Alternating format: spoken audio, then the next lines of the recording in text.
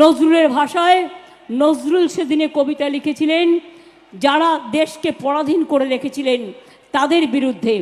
আর স্বাধীন দেশ হয়েও আজ আমাদের যারা পরাধীন করে রেখেছে সেই লোকগুলোর নামে বলি, কারার ওই লৌহ কপাট ভেঙে ফেল করলে লোপাট, রক্ত জমাট শিকল পূজার পাষাণ বেদি। এটা আমার জানবেন, এটা লিখেছিলেন কবি নজরুল ইসলাম।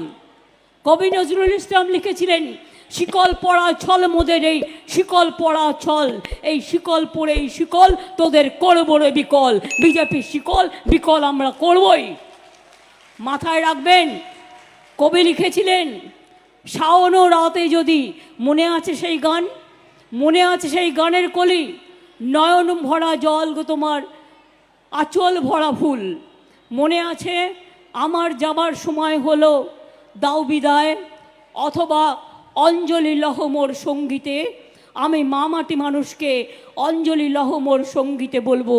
আর রবীন্দ্রনাথ ঠাকুরের ভাষায় বলবো, যতদিন বাঁচবো যেন মানুষের কাছে মাথা নত করে চলতে পারি, তাই বলবো আমার মাথা নত করে দাও হে তোমার চরণ ধুলার তলে, সকল অহংকার হে আমার ডুবাও চোখের জলে। আর রবীন্দ্রনাথ ঠাকুরের ভাষায় বলবো, এই বিজেপিকে হাঁটানোর জন্য যারা বদনাম করে বেড়াচ্ছে, নাগিনীরা চারিদিকে ফেলিতেছে বিষাক্ত নিঃশ্বাস, নাগিনীরা চারিদিকে ফেলিতেছে বিষাক্ত নিঃশ্বাস, শান্তির ললিত বাণী শুনাইবে ব্যর্থ পরিহাস। বিদায় নেবার আগে তাই ডাক দিয়ে যাই, দানবের সাথে যারা সংগ্রামের তরে প্রস্তুত হতেছে, ঘরে ঘরে জোট বাঁধুন, তৈরি হন, বাংলায় পথ দেখাবে দিল্লিকে। অল ইন্ডিয়ায় ইন্ডিয়া জোট বাংলায় তৈরি করবে, বাংলাই করবে, বাংলাই করবে, এ বিশ্বাস আমার আছে। বাংলা না থাকলে দেশের স্বাধীনতা হতো না, আর বাংলা না থাকলেও এই বিজেপি সরকারকে আপনারা চেঞ্জ করতে পারবেন না। আমরা যদি 34 বছরের বামপন্থ সরকারকে লাঠি গুলির সাথে লড়াই করে উপড়ে ফেলতে পারি, বিজেপিকেও আমরা উপড়ে ফেলতে পারি, এ বিশ্বাস আমাদের আছে। তার কারণ যখন কোনো বাদ আসে, কঠিন বাদ, রবীন্দ্রনাথ ঠাকুর গেয়েছিলেন, বাঁধ ভেঙে দাও, বাঁধ ভেঙে দাও, বাঁধ ভেঙে দাও, ভাঙো। কেন বলেছিলেন? বলেছিলেন শুকনো গাঙে আসুক জীবনেরও বন্যা রুদ্দাম কৌতুক, শুকনো গাঙে আসুক। আমি ভাঙনের বলবো না, জীবনেরও জয়গান গাও, জীবনেরও জয়গান গাও, জীবনেরও জয়গান গাও। জীর্ণ পুরাতন যাক ভেসে যাক, যাক ভেসে যাক, যাক ভেসে যাক। আমরা শুনেছি ওই মা ভই, মা ভই, মা ভই, কর্ণুতনেরই ডাক, ভয় করি না অজানারে, রুদ্ধ তাহারি দ্বারে, দুর্দার বেগে ধাও। ভাঙো, ভাঙো বিজেপিকে, ভাঙো, ভাঙো শিকলকে, ভাঙো, ভাঙো কারাগারকে, ভাঙো, ভাঙো অত্যাচারকে, ভাঙো, ভাঙো এনআরসিকে, ভাঙো, ভাঙো কে ভাঙো, ভাঙো ইউনিফর্ম সিভিল কোডকে, ভাঙো, ভাঙো ভেদাভেদকে, ভাঙো। বাংলার সংস্কৃতি, বাংলার মতিগতি, রবীন্দ্রনাথ ঠাকুরের ভাষায় অন্ধকারের উৎস হতে উৎসরিত আলো, সকল দ্বন্দ্ব বিরোধ মাঝে জাগ্রত যে ভালো, সেই তো তোমার আলো।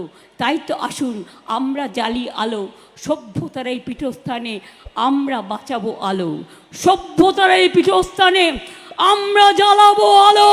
এটাই হোক আগামী দিনের আমাদের কল্পনা, আমাদের শপথ, আমাদের অঙ্গীকার, আমাদের প্রতিশ্রুতি।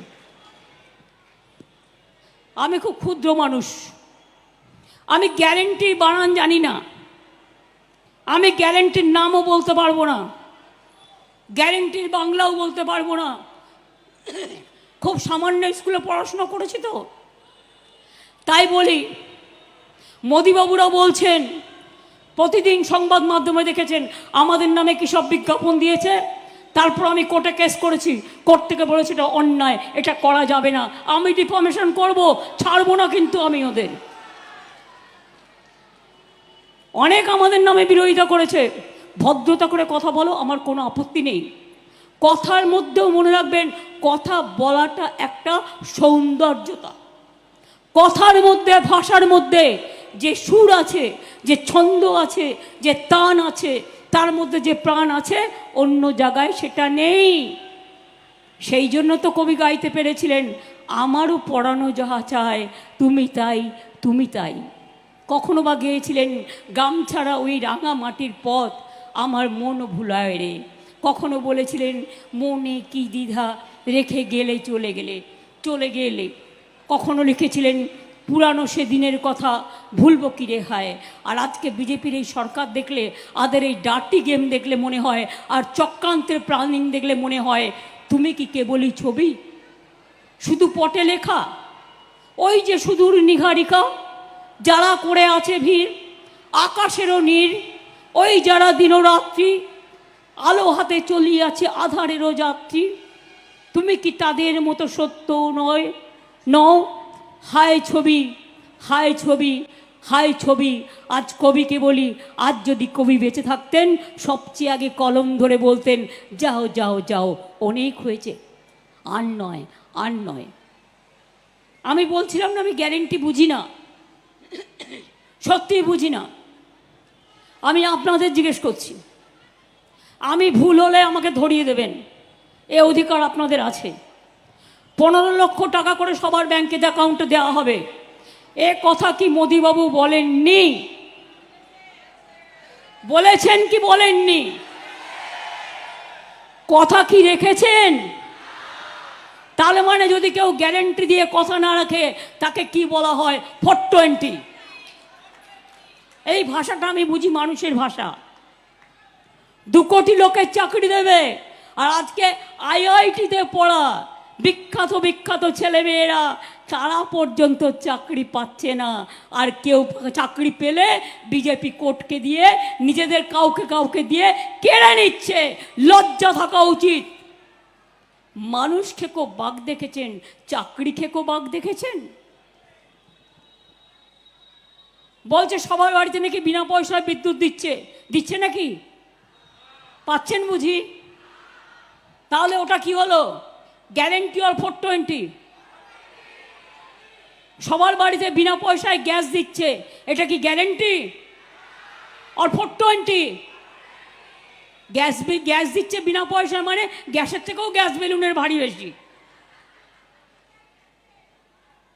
বিনা পয়সায় দিচ্ছি চাল, আর 1050 টাকায় ফুটছে বিনা পয়সার চাল। বাহমানন্দলাল, ভোট তো তোমার চাই, আবার নোটবন্দি করতে হবে, আবার মানুষকে দেশ থেকে তাড়াতে হবে, আবার এনআরসি করতে হবে, আবার ক্যা করতে হবে। সবাইকে বলে চোর ডাকাত। আরে সবচেয়ে বড় চোর ডাকাত তো তুমি। তুমি মানে তোমরা। আমি আমি আমি করি না, আমরা করি। আজ বলছি, দেশের টাকা গেল কোথায়? পিএম কেয়ারের টাকা গেল কোথায়? ডিফেন্স ডিল হলো কোথায়? রেল কেন বিক্রি করা হচ্ছে? সেল কেন বিক্রি করা হচ্ছে? গেল কেন বিক্রি করা হচ্ছে? কোল ইন্ডিয়াও বিক্রি করা হচ্ছে। মাঝে মাঝে কয়লার গরুর কথা বলো, মিথ্যে কথা বলো। ওই দুটো কার দায়িত্বে? সেন্ট্রাল গভর্নমেন্টের দায়িত্বে। প্রথম তো উচিত তোমাদের গ্রেপ্তার করা, মন্ত্রীদের গ্রেপ্তার করা, যারা তোমরা ওই দায়িত্বে আছো, আর অন্যের ঘাড়ে দোষ দাও। আজকে তো কয়লা আমদানি নিয়ে আদানির বিরুদ্ধে কেস চলছে, আমি কাগজেও দেখলাম সারা বিশ্বে। লজ্জা করে না? লজ্জা, ঘৃণা, ভয় 3 থাকতে নয়। পিঠে দিয়েছে কুলো, আর কানে দিয়েছে তুলো। আর যত পারিস গ্যারেন্টির নামে মিথ্যে কথা বলে মানুষকে ধরে কিলো, আর সবাইকে জেলে ভরে দাও, সবাইকে অ্যারেস্ট করে দাও, সবাইকে সিবিআই দেখাও। লজ্জা করে না? ভোটে জিততে পারে না মানুষের ভোটে। আজকে নন্দীগ্রামে আবার ওই গুন্ডাটা গুন্ডামি করেছে, আবার ওই গদ্দারটা কাল মধ্যরাতে আমাদের যে মেন লোক তাকে খুন করেছে, খুন করিয়েছে। আমাদের সব ভোটদাতাদের খুন করিয়েছে যারা ভোট করায়। তারপর সকাল থেকে একটার পর একটা নন্দীগ্রাম আর খেজুরি দখল করেছে। কি ভাবছো শুধু খেজুরি আর নন্দীগ্রাম দিয়ে বাংলা হয়ে যাবে? না দিল্লি হয়ে যাবে? ঘেঁচু হবে। মানুষ যা দেবে বুঝে নেবে। তুমি 8টা বুথ নিয়ে থাকো, 10টা বুথ নিয়ে থাকো।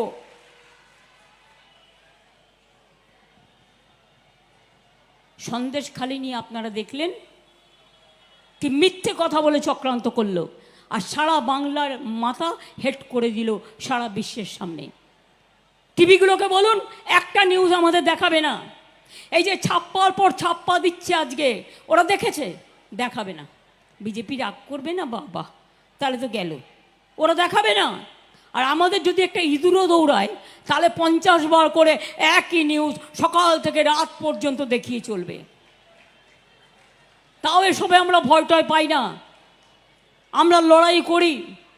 আমি দমদম বাগুইহাটির মানুষকে বলবো, দমদম বাগুইহাটিতে অনেক কাজ হয়েছে, একটা নয়।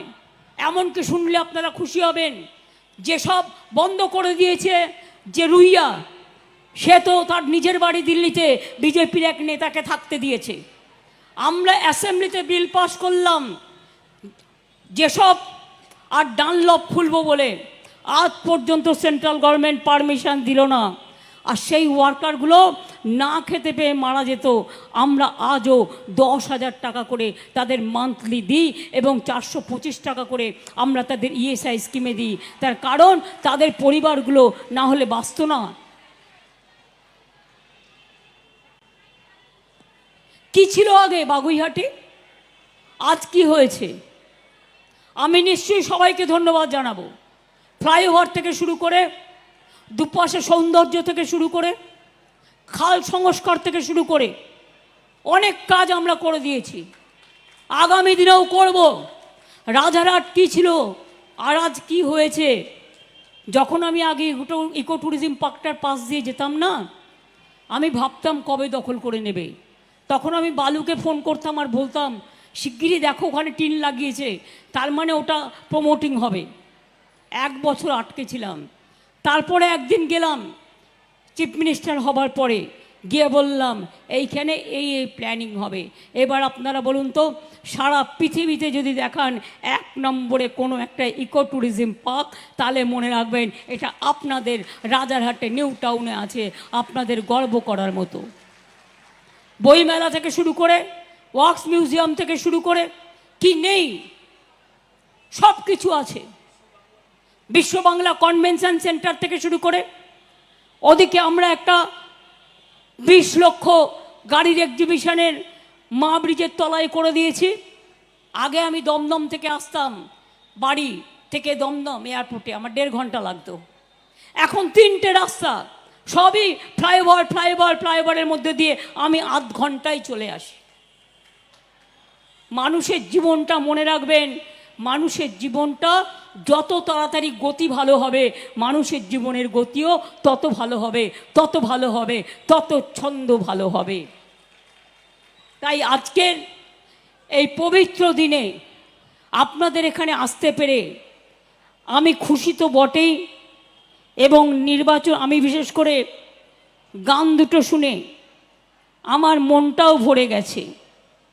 আমি তা সত্ত্বেও বারবার বলি, আমি ভয় করব না, ভয় করব না, দুবেলা মরার আগে মরব না, ভয় মরব না। তরিখানা বাইতে গেলে মাঝে মাঝে তুফান মেলে, তাই বলে হাল খেলে ছেড়ে দিয়ে কান্নাকাটি করব না। আর কারো ধমকানির জন্য কারো ভয়ে মরব না। মনে রাখবেন, আমার কেউ ধমকালে আমি চমকাই, আমার কেউ চমকালে আমি গর্জাই, আমার কেউ গর্জালে আমি উতরাই। আমাকে ভালোভাবে যদি কেউ বলে দিদি আমার ঘরে একটু রান্না করে দিয়ে যাবেন, আমি গিয়ে করে দিয়ে আসবো, কারণ আমি চা থেকে শুরু করে সব করতে পারি। আমার যদি কেউ বলে দিদি আমার ঘরটা পুছে দিয়ে যাবেন, আমি মনে করি এটাও তো আমাদের কাজ, কাজ করলে শরীর ভালো থাকে। আগে মেয়েরা কাজ করতো, তাদের মেশিনে যেতে হতো না, হাতে মশলা বাটতো, হাতের এক্সারসাইজ হতো, কাপড় কাচতো, শরীরের এক্সারসাইজ হতো, তরকারি কাটতো, হাতের এক্সারসাইজ হতো, রান্না করতো, খুন্তি ঝান্না নাড়তো, রান্নার এক্সারসাইজ হতো হাতের। আর এখন আমরা নিজেরাই মেশিনে চলে গেছি, ফলে আমাদের আবার মেশিনে গিয়ে শরীরটাকে ঠিক রাখতে হচ্ছে। অনেকের অবশ্য এটাও ঠিক, সময়ের অভাবও আছে। তাই বলি, সব কাজ জানি, যতটুকু সাধারণ মানুষের পক্ষে জানা সম্ভব, এবং সেটুকু করতে পারি যদি মানুষ আমাকে বলে দিদি প্লিজ এটা করে দাও, আমার 1 সেকেন্ড লাগবে। কিন্তু কেউ যদি আমাকে বলে মমতাজি अगर ये नहीं करना है तो हम देख लेंगे, তখন আমি বলবো सार फरोश का तमन्ना आज हमारा दिल में है, देखते हैं जोर किसका बाजुए का तिल में है।